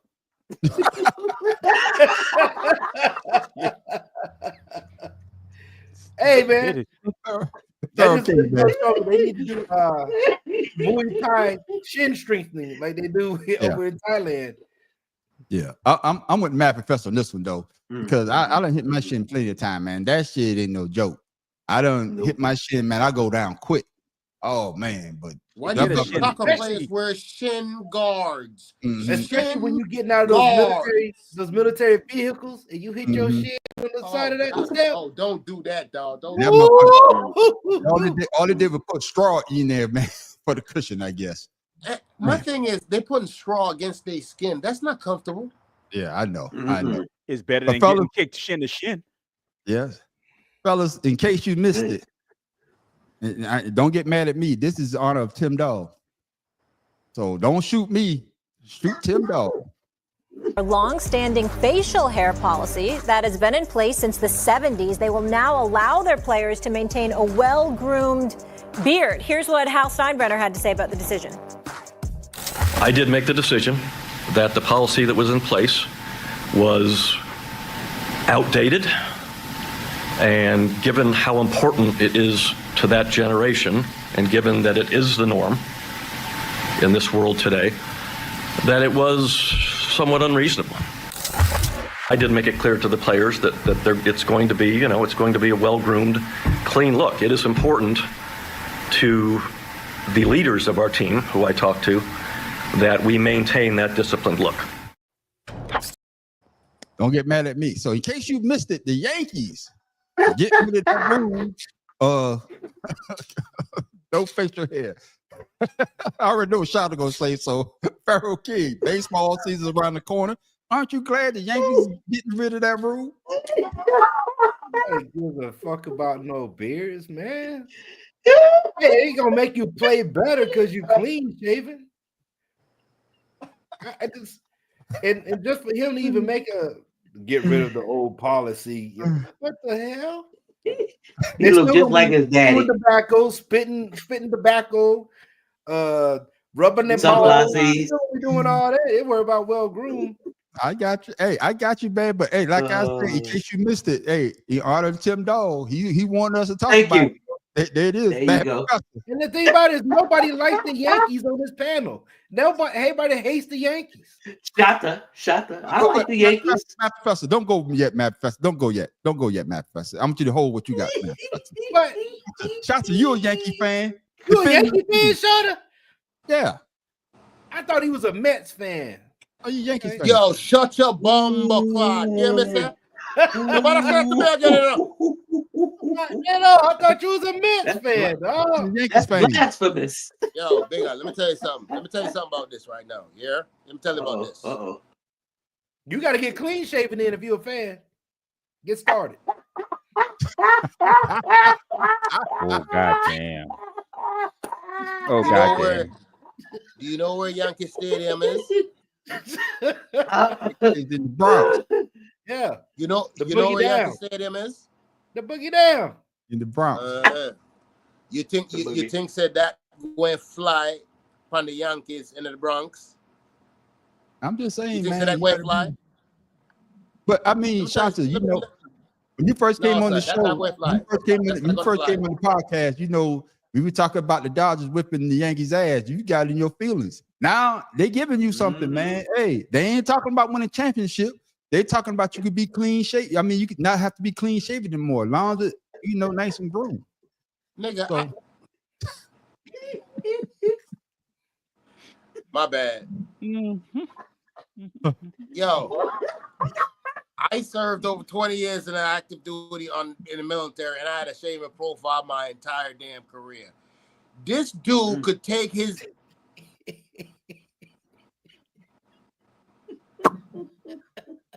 We're done. You done? Ladies and gentlemen, the reason I want the Mad Professor to hold that, because he might have two things. Tell him why you mad, son.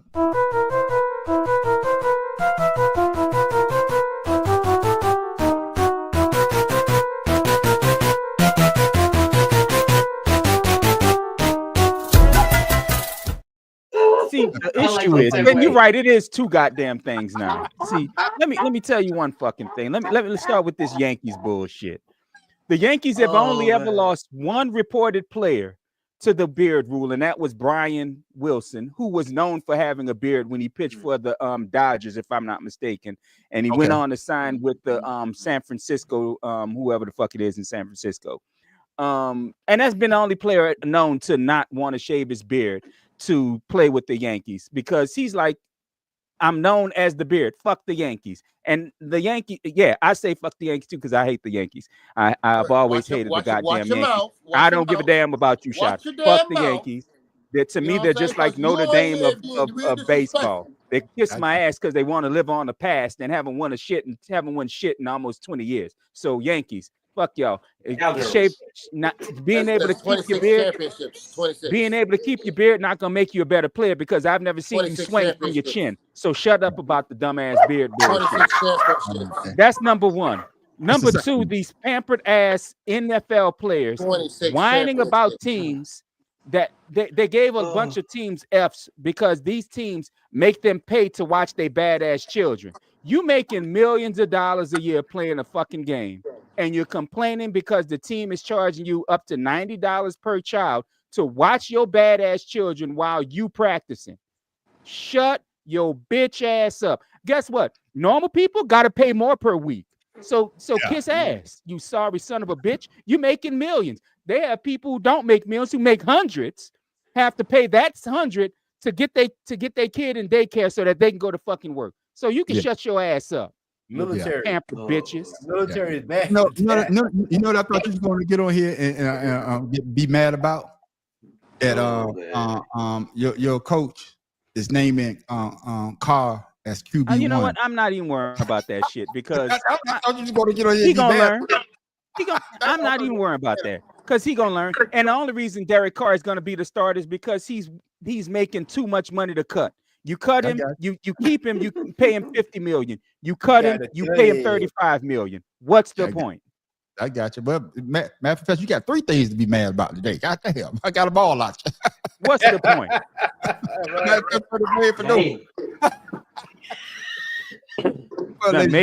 Done raised my pressure, made me fucking dizzy. Man, we had a great show tonight, ladies and gentlemen. But we'd like to give you something to think about, something funny, or better yet, where the fuck Tim Dog get that from?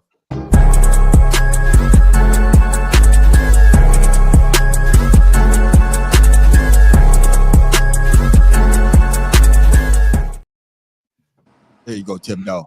What you got for us? In lieu of what's going on with Elon Musk and Donald Trump, there are some people who are saying that life is real, people are fake. That's why I stay to myself, so I won't be on First 48. It's gonna be all right. It's gonna be all right. God damn, Tim Dog, you it's gonna be all right. God damn. Show this nigga up. That's what's up. Yeah, the mother said you would have killed a motherfucker, man. God damn. That's what's up. That's what's up. Hell, the Falcons gonna keep Cousin as a backup. Yeah, that is true. Yeah, that is true. Hey, get that money's worth. Yeah, but thank y'all, ladies and gentlemen, for tuning in. It was a great show, like always. Fellas, we had a good time. But before we go, who the hell got the echo now? Somebody fucking loud as hell. Tim Dog. Old ass. Nope. It's you. Okay, what you got? Here we go, my brother. Yeah, man, we got a trivia question. Oh shit! Goddamn! Oh! It's been a long day. My bad. My bad. My bad. I got the high off of it. And it's right below the Bad Professor too. Now it's time, ladies and gentlemen, for what Pharaoh King trivia question of the week.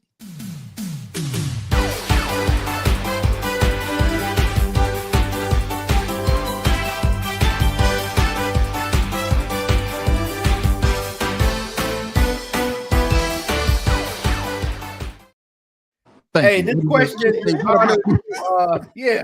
This question is in honor of the Tush Push. And Man on the Street, you made what you said that you would like to see more of. So here's your question for today. I wish you would have hit enter before you started. There we go. No, I need to set it up.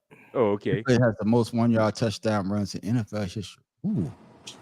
Hey, come on, For a hey career? Joe. I need your answer, For a Joe. career or a season? Go, Joe. Or career or season? What is that? Oh, in history. Okay, for a career. For a career. Shit. Okay. Shit. I don't know that one. You're asking this, it must be a quarterback. I know Jamal Williams had the most short yardage touchdowns for 1 year. Cam Newton. Gale Sayers. What is LeBron? Man, I'm not fucking. I would say Stephen Bad Pete. Man, y'all so stupid. Y'all stupid. Hey. That is a good one, though. Hey, man, I don't know, man. I'm gonna go. Shit, I know it's not him, but give me Jalen Hurts. I don't know. I don't know the answer to this one. I say Cam Newton as well. Yeah, I say Cam Newton. Yeah. Come on, Shawty, give me something. I mean, shit. I don't know, man. I wouldn't even. Shit, my mind He ain't don't in know. that zone. I also said Christian Okoye. Yeah. Man, I don't know the answer to that. Dang, Or the Jerome Nigerian Bettis. nightmare. Or Jerome Bettis, but yeah, I don't know this one, man. What's the All answer? right, here we to go. that? Here we go. Might be somebody. Marcus Fucking Allen. God damn Damn it. sure did. God damn it. I wouldn't have got especially that. when I he ain't was, going front. I Kansas would have City. never got that. Yeah, when he was with KC, yeah. We went to Kansas City. He was doing all the damn to be more fucking careful. That's what kind of got me was Christian Okoye, because I remember when he took his place. I have to be more careful. I forgot about Marcus Allen. Yeah, I know he's one of the most unsung. Yeah, running he backs really ever, is. He really is. They said, "Wait, you don't ask your own question." No, because he got to guess the answer He before. got to baby. guess the answer before he give it to us. Yes, yeah. He's needed too, man. God damn, Juan. Boy, I tried to say you slow. I know, man. Why you slow when you ask the question? Oh, why you ain't shit? Yeah, what about shit, man? I'm telling you, man. Well, I said, don't hate me. Ladies and gentlemen, we had a great show for you tonight. But before we go, Pharaoh King, what you got for the people, my brother? Hey, due to all this competition that's going on these days, especially with what's happening in the world, I would say that winning is being better today than you were yesterday. Gotcha. I like that. Damn, Tim Dog, what you got for the people to go, my brother? I just want to reiterate what I've said before in the past. If you think you lose, you've lost. Out in the world, you shall find. Success begins with a fellow's will. It's all in the state of mind. All right, that's what I'm talking about, my brother. My man, Shata, what you got for the people before we go, my brother? All I have to say is, life is short. Hug those around you. Tell them that you love them on a daily basis, because in the world we live in, we never know what's going to come around the corner. So stay in contact with the people that you love and ensure that you never, ever let a day go by without letting them know that how much you mean to them. All right, that's what I'm talking about, my brother. And of course, the Math Professor, what you got for the people before we go, my brother? Just something short. I saw it earlier today. Somebody asked the questions, or someone made the statement rather, that if pigs could fly, I bet their wings would taste delicious. I agree.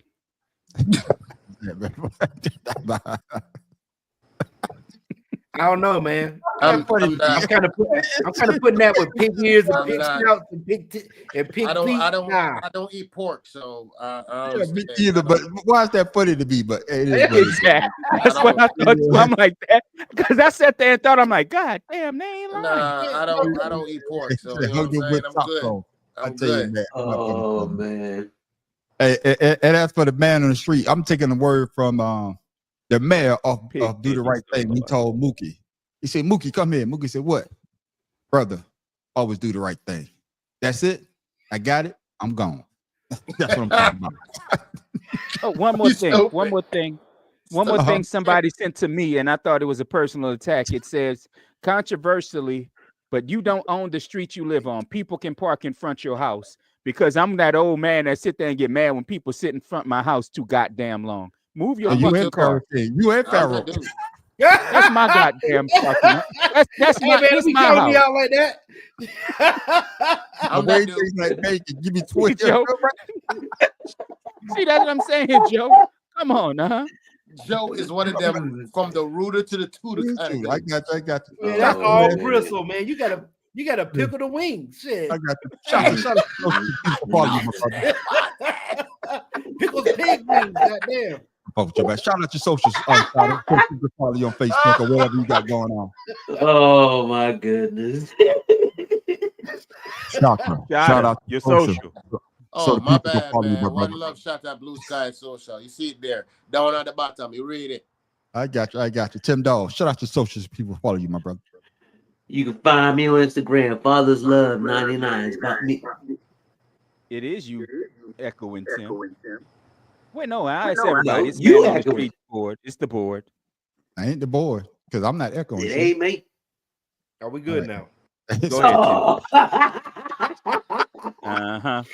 Man, Okay, you can find me on Real Housewives or Section 8 and The Young and the Weaveless. I got you. What? Okay, shout out to social people follow you, my brother. I keep telling y'all, don't let me go after his ass. I keep telling y'all that. I say Pharaoh. Keith Ryan Facebook, and they still haven't helped me get the comments Take up. his ass So, I get you squared away. And of course, Mad Professor. Shout out to social so that people can follow you, my brother. Find me at the Mad Professor 1. I'll be posting something tonight. I just finished putting it all together while we've been on the show, so it'll be up within the next 10 minutes. Mad Professor 1, YouTube, Instagram. All right. And of course, you can find me, the man on the street, at the Audacity Podcast on YouTube, Creative Canvas Expressions on YouTube as well. You also follow us on Facebook at what? The Better Than Sex Sports Podcast on Facebook. And but you come check us out on Friday for 2 cigars and a blunt. But make sure you stick around for the after show called Ashed Out. That's where the party goes down at. That's where everybody get a good laugh. And like I said before, if you miss, If you missing a good goddamn show. But make sure you come back next Wednesday for the Better Than Sports podcast. Better Than Sex. Goddamn. You can tell I've been drinking. There we go. Thank you. The Better Than Sex podcast. Goddamn, Charlotte got me high as hell over here. At 7 o'clock. At 7 o'clock. You always have a good time. And with that, ladies and gentlemen, I am the man on the street. Thank you for my SPD crew, Juan, and everybody else listening. Pharaoh King. This nigga didn't bounce. Yeah. He's so high, he left early. Look at Juan. I beat him with baby oil. I fucking with Juan. Go ahead, finish it out, man. Tim Dog from Be More Careful. Watch my new game show, Family Feud, at the funeral. I got you. God What? damn. See what I'm talking about? This is why I said he go last. See, you were supposed to say Pharaoh King, Mad Professor, Tim Dog. See, but you picked it up again. Okay, we get it right. Mad Professor in the booth. All right, then, my brothers, man. And ladies and gentlemen, y'all have a blessed night. And with that, we are out. Peace.